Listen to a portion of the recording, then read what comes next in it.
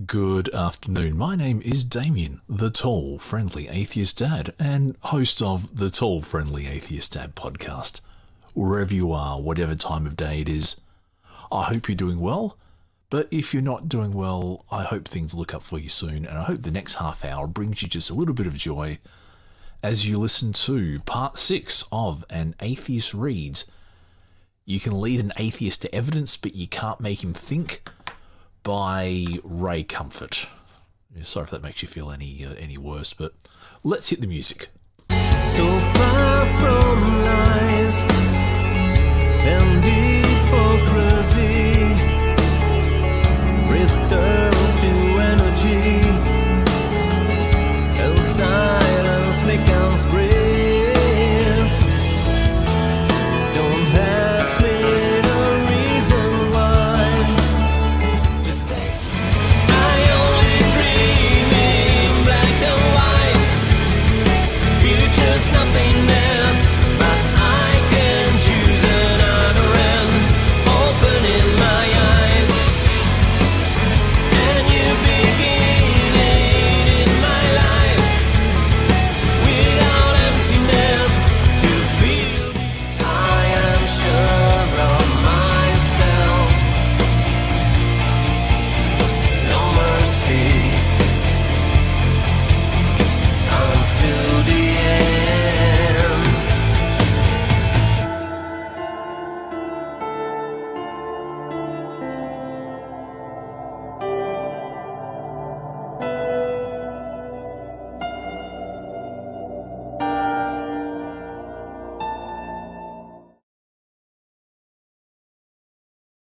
Hello there, yes, I am nothing much has changed in the last 1 minute 20, but yes, I am Damien, the tall, friendly atheist dad. On the screen is a video from Walking with Jay, Adelaide City Walks, Rymore Park and King Rodney Park. I grew up in Adelaide, so I'm looking at this and I'm kind of familiar with where this person's walking through. But yeah, look, if you don't want to just, if you don't want to just listen, then hey, look at the visuals of this person who's gone to the effort of walking through Adelaide and videoing it. Adelaide is a very nice city, very very peaceful, very slow. It is what we call Australia's largest country town. And that annoys the people of Adelaide no end, but there is actually a ring of truth to it. But having said that, Adelaide is a very nice place. I would urge you, if you either are in Australia or planning to visit Australia, spend a few days there, and yeah, it is just very nice. A very nice city. Now, this is obviously part 6 of An Atheist Reads. You can lead an atheist to evidence. That means there are 5 other parts. Some of them may not have been released yet. But yes, so what I do is I read books from apologists.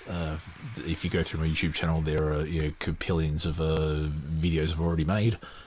And yeah, I read what they write and then I respond to it in real time. Real time! Yes, so, oh boy. So anyway, that is that there, and I do play some music. The music is from the band Victim of Illusion. Head on over to victimofillusion.bandcamp.com and purchase some really bloody good music for a very reasonable price and help support independent music artists. So that's my little spiel there. So I'm currently in the first chapter. I think it's titled "Creation Needs a Creator." And the way the book is structured is essentially that Ray Comfort takes questions from atheists or people who don't believe this as stridently as he does, and then he will give a response. So I'm going to respond to him responding to responses to him, and it's responseception. So yeah, it's fantastic. So anyway, with a okay, let me just what I do is if I can turn this up because. Oh, hello. That's my Uber Eats. Well, not mine, it's Uber Eats. So they send me a notification for something that... There's lovely birdies in there. And yes, Adelaide is a very nice city. So anyway, with a clap of the hands and or a click of the fingers, I will get on to Ray Comfort's You Can Lead an Atheist Set of Evidence. 3, 2, 1. Okay, let's get comfortable, guys. Sorry, three short. The question. So I'm going to start off with the question. This is a question to Ray. It's incredible that the mind can do so many things. Recall subtle memories, perform complex calculations in milliseconds, and even rewire itself in some cases. Yet despite this, it is still an imperfect piece of meat.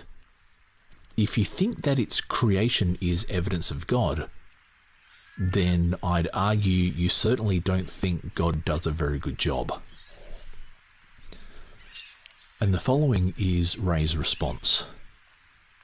I am overawed with the way my brain works.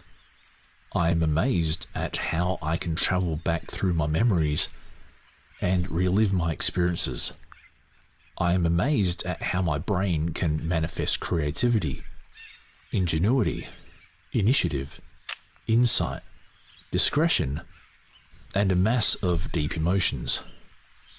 My brain, which is just an average brain, is infinitely more complex than the most sophisticated of computers. However, the above atheist sees his as an imperfect piece of meat. Something therefore is wrong with it.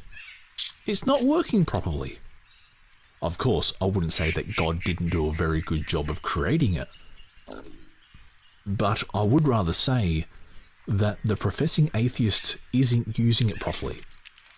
It's just meat because he isn't using that life-giving stimulant of common sense. Sorry, common sense. When a brain is hardwired to the power of common sense, the eyes will marvel at the genius of God's unspeakably creative hand. The eyes will look around at the incredibly colourful flowers, the thousands of amazing birds, the massive trees, the tasty fruits, the life-giving sun, the moon, and the innumerable stars. Yes, something is terribly wrong with a brain that refuses common sense.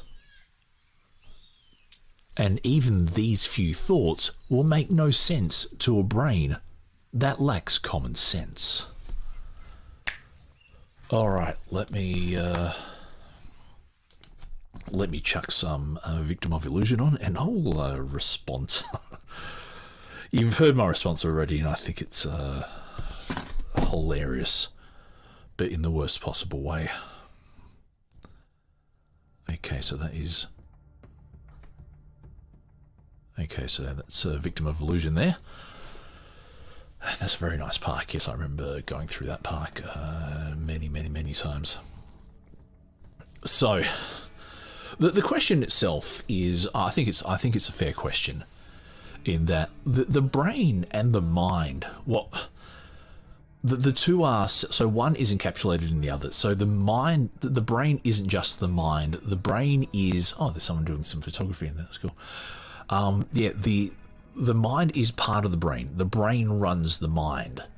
So it's a little bit like when you use a computer, the computer runs all sorts of things. It runs the sound, it runs the network, it runs the it uses network, it uses Wi-Fi. If you have any accessories plugged in, it has to operate those in the background as well. But so the computer is more than what you just see on the screen. And right, the brain can do, so the mind can do many things. So it's not so much the mind, it's doing it's the brain that runs the mind, kind of thing. But so it can recall subtle memories, it can perform complex calculations in milliseconds, and it can rewire itself. However, it is imperfect. If the brain was perfect, we wouldn't need, psychologists and psychiatrists and therapists and all that kind of stuff. But the reality is that there are You know, if things work perfectly, then we wouldn't need doctors. And me working in information technology and with computers, yes, I love to quip that if computers work perfectly, I wouldn't have a job. So that's, look at that. Then he goes, if you think this is that its creation is evidence of God, then no, you certainly don't think God does a very good job. Now the problem is that I can't support a case that God created the brain. We know that brains are created through the same mechanism that bodies are created in the womb. In that, you know, the sperm and the egg, the sperm is implanted in the egg, and through a process of replication and genetic expression, you know, eyes are formed, tongues are formed, teeth are formed, all that kind of stuff. And even as you grow up, the brain is still forming as you grow up, and cells get made and you're shed and replicated and all this kind of stuff. So you have to look at that kind of that kind of stuff. So the only thing may be that God created the very first brain, if you want to go back that far. But ibises, bin chickens, yes. What was I going to say? Yeah. So the brain. Yeah, you could only argue that God made the very first brain, and then you also then fall into the trap that if brains can only be created, then what create or who created God's brain? And if you say God doesn't have a brain, then you kind of get into some really weird territory where, you know, then how does God think? Well, God is a floating disembodied mind, but then, yeah. Oh, it's a Discord notification. Yeah, so yeah, it just gets really weird where yeah, like the idea of a floating disembodied mind. We've never observed anything like that.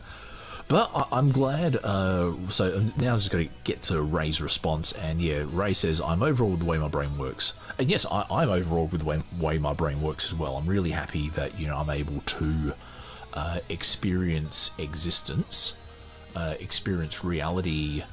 And so I'm just looking at that on the left of that video, and yeah, I think I stayed in that hotel for a few days one time.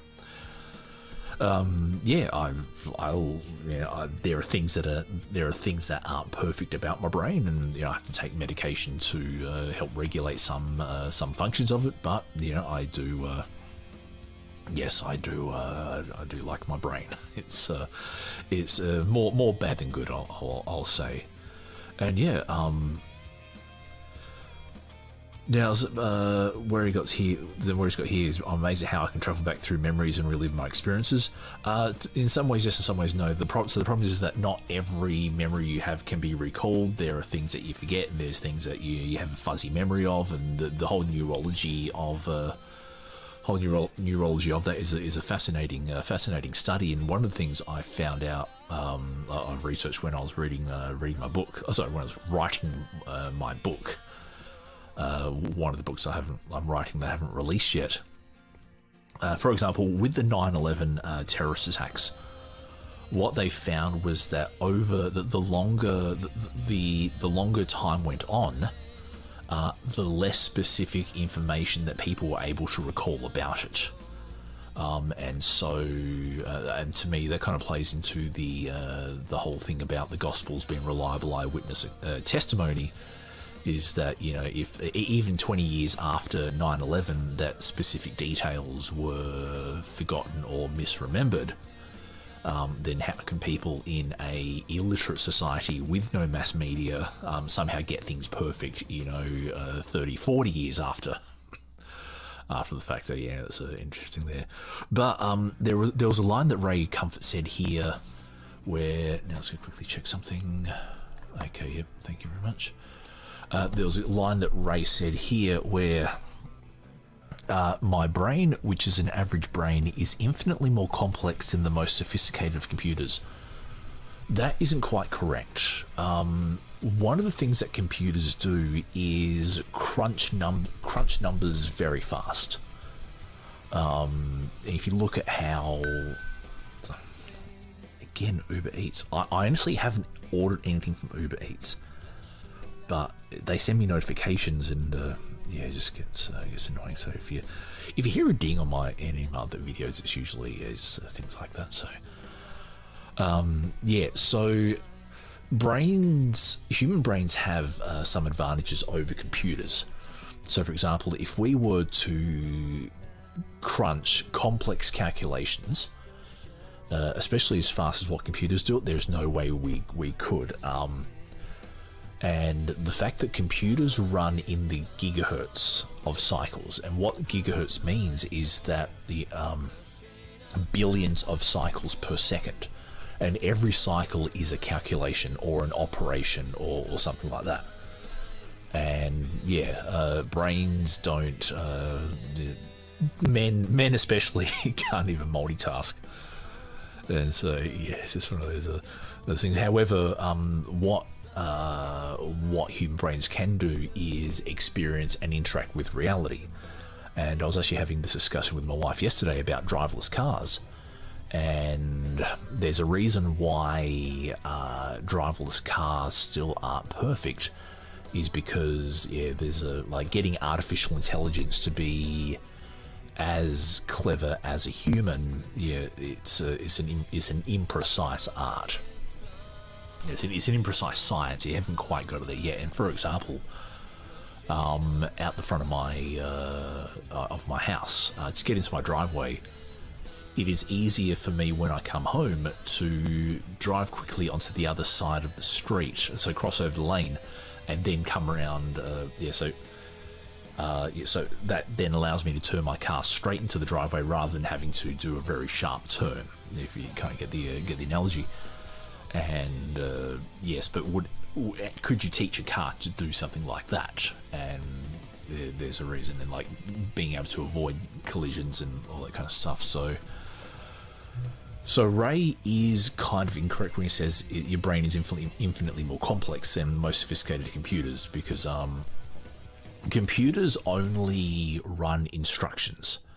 This is the thing. So brains don't run instructions. Brains are... actually, it's very hard to describe what a brain actually does. Brains model and reflect and interpret reality is the way to do it. But they don't carry out instructions. Whereas computers carry out instructions. So you just got to think about it like that. However, the above atheist sees his as an imperfect piece of meat. Well, you have to be honest and say, I wouldn't even say it's a piece of meat. But it is correct that it is imperfect. As I said, if it was perfect, we wouldn't need doctors and psychiatrists and psychologists and therapists and all this kind of stuff. So yeah, let me just quickly check, because I had a notification come in.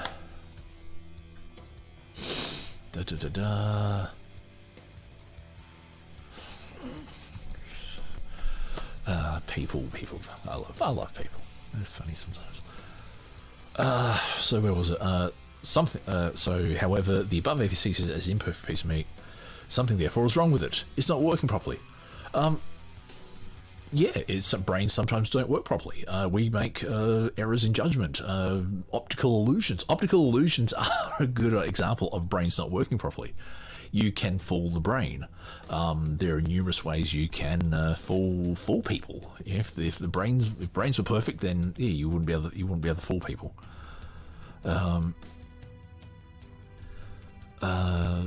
But however, to say it's not working properly is wrong. It's just that there are issues. It's a bit like a car.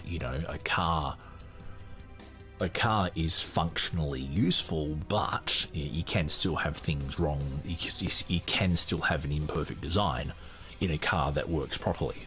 If you get what. Then Ray goes, of course, I wouldn't say that God didn't do a very good job of creating it, but I'd rather say that the professing atheist isn't using it properly. It's just me, because he isn't using that life-giving stimulant of common sense. That's kind of where I broke down laughing, because I think Ray's... I'm not a fan of Ray Comfort's way of arguing his case. But the problem is that common sense isn't that common. And just, I think the first example that comes to mind is, just trying to think, superstition. Superstition is essentially a very bad instantiation of common sense, because you would go, like for example, the belief that having a black cat walk in front of your path would have had to come from somewhere, and then people. See, I'm just collecting my thoughts as I'm saying this, but yeah, it's. The idea that breaking a mirror or having a black cat or that, well, I suppose the example that comes directly to mind is the Salem witch trials, and the reason why the Salem witch trials happened is essentially that in the 1600s, when the Puritans came over to America, they coming to a different country in a different climate, to a different soil. Crops start to fail, things like that, and usually look for someone to blame. And the easiest people to blame are women. Unfortunately, that is just a harder reality. And so you then fall into the common sense trap of, well, look, we're worshipping God properly. But there must be something wrong, because we're doing the right thing by God. But if God is cursing us, then there must be something else wrong. And you then read the passage that says, "Those shall not suffer a witch to live," and people were afraid of witches and witchcraft and that kind of stuff. And common sense would go, well, look, every time up until now our crops have grown. And we know that we believe that witches can affect crops, and God will punish us if we let witches live. Therefore, and unfortunately, numerous people were killed and tortured in that belief. Well, common sense is the problem, though, is also common sense. Like, reality doesn't care what you think is common sense. If we look at, I suppose, to get to the common sense point, you have to go through a lot of trial and error. So, for example, and again, like the idea of spontaneous generation. Back hundreds of years ago, the spontaneous generation theory of the origin of life, believed that, for example, maggots could come from meat. That the meat contains the life source to create new life forms. Because, of course, when you leave a piece of meat out, flies and maggots, you suddenly find flies and maggots lying around. But all it took was a couple of experiments to show that spontaneous generation is easily falsifiable. But if you go common sense, the problem is that common sense also has to go through some reality filters to and we're using common sense now in this highly scientifically literate day and age, where we can easily cross-check and verify things. But Ray Comfort has this very simplistic idea that common sense. If you don't think about it too much, and just whatever happens to come to mind, that's your common sense, and that is, But the problem is that one, common sense isn't so common, and if you don't have a rigorous methodology for how you think about things, you will easily be fooled into thinking wrong things, believing wrong things, all that kind of stuff. Give me a second. So yeah, that was my knee into my desk, so I was just turning around. Okay, so Ray then continues on. Now let's see how long I've gone on for, because holy cheeseballs, 25 minutes. I've just gone through one paragraph. This is what Ray does to me. Ray makes me talk a lot because he's... Oh boy, this is a good old Ray Comfort.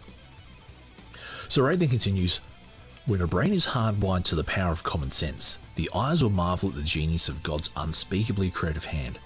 The eyes will look around at the incredibly colourful flowers, thousands of amazing birds, the massive trees, the tasty fruits, the life-giving sun, the moon, and the innumerable stars. Yes, something is terribly wrong with a brain that refuses common sense. Even those few thoughts make no sense to a brain that lacks common sense. So Ray Comfort is essentially saying, look at the trees. Because, yeah, how could it got here? Only a god could have made it all. But no, that is... that kind of goes against the fact that, like we can prove that the Earth and the universe have existed for billions of years. And common sense would say that, well, look, I can play the common sense card as well. And look, when people pray, you know, prayer is no better than random chance. When you're looking for a specific result, that God has failed to intervene in 100% of school shootings. Sorry to be topical, but that's a fact. That God has failed to stop 100% of affairs, 100% of divorces. Even God has failed to stop 100% of child abuse cases, especially in churches. Yeah, so... And Ray's also falling victim to the puddle analogy in that...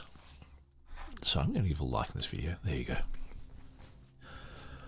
I'm going to go to the puddle analogy. In that, you know, the puddle wakes up and goes, hey, this hole that I'm in was made just for me. You know, it's the right size, the right shape. You know, I fit perfectly into the into the hole I'm in. Yeah, so. But again, I would rather not just rely on. I would not rather just rely on common sense. Actually, no, I would want my common sense to be filtered through a rigorous methodology, and Ray Comfort's methodology for how he determines common sense is essentially look at the trees.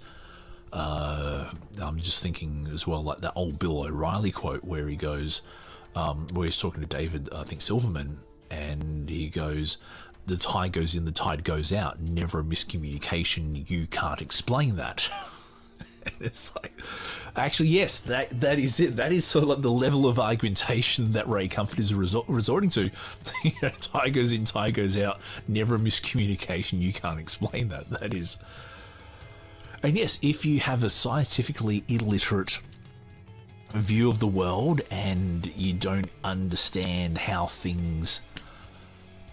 Actually, I'm going to quickly talk about... I'm just watching this video as I'm talking, as I'm thinking, and yeah, so this is Adelaide, where in the CBD, so where this video is still in the central business district. So the CBD of Adelaide is actually quite big, like very, very, very. I think it's like about 4 or 5 kilometers each. So the CBD of Adelaide is a big square, and yeah, inside that is yeah. So obviously you have like the shopping and the business areas, but then also inside the East Terrace. Yes, so they are in the CBD, because in Adelaide you have North Terrace, West Terrace, South Terrace, and East Terrace, because yeah, highly imaginative. Where are the Christian Brothers College? Yeah, that's just on the outskirts of the CBD. But yeah, you can actually buy a house in the CBD of Adelaide. It is relatively hella expensive, but the fact you can have houses in the CBD of a city is actually something worth that blows my mind. And yes, I grew up in the city of Adelaide, in the outer suburbs. And it's a very conservative place, I'll tell you that much. But yeah, it's a nice place, but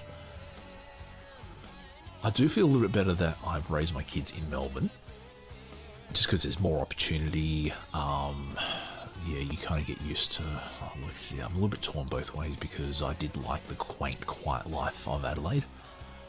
And look, it was the 80s and 90s were a simpler time. And yet nowadays Adelaide is, also near Melbourne, opposite Melbourne, is just a very big place, getting even bigger, and the house prices and stuff like that is it does make me worry a little bit, to be frank. But hooray for capitalism! Hooray for capitalism! But anyway, I'm going to end the recording here, so I'm just going to let me quickly highlight that and put a bookmark, because I'm reading this off my iPad. Anyway, I've been Damien, the Talk-Friendly Atheist Dad, host of the Talk-Friendly Atheist Dad podcast. I hope you enjoyed that. Feel free to, if you want to contact me, facebook.com/TFADpod, twitter.com/TFADpod, the website, talkfriendlyatheistdad.com. Just go through the YouTube channel and check out any of the other reading series that I'm doing. Until next time, look after yourself, stay safe, stay rational, don't rely on common sense. Bye. I am sure of myself. No mercy.